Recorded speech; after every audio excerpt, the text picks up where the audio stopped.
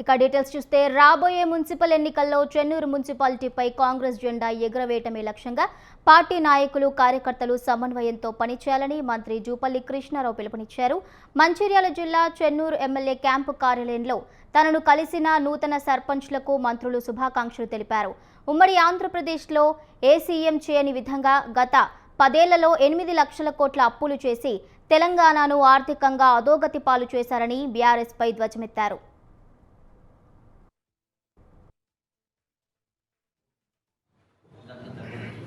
మన 70 పైసలు పట్టించుకున్న సంవత్సరానికి 22 మంది ముఖ్యమంత్రులు పరిపాలన చేశారు.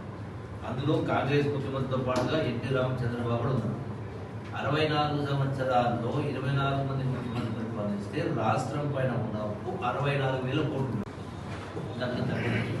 మన 70 పైసలు పట్టించుకున్న సంవత్సరానికి 22 మంది ముఖ్యమంత్రులు పరిపాలన చేశారు.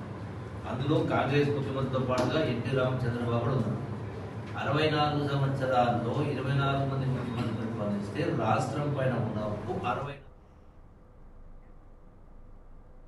రాబోయే మున్సిపల్ ఎన్నికల్లో చెన్నూరు మున్సిపాలిటీపై కాంగ్రెస్ జెండా ఎగురవేయటమే లక్ష్యంగా పార్టీ నాయకులు కార్యకర్తలు సమన్వయంతో పనిచేయాలని మంత్రి జూపల్లి కృష్ణారావు పిలుపునిచ్చారు.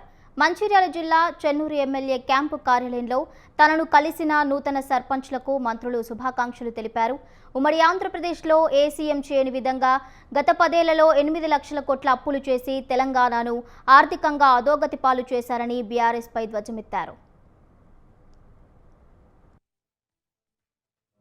రాష్ట్రం పైన ఉన్న అప్పు 64,000 కోట్లు. మన 70 పైసలు పట్టించుకున్న సంవత్సరానికి 22 మంది ముఖ్యమంత్రులు పరిపాలన చేశారు.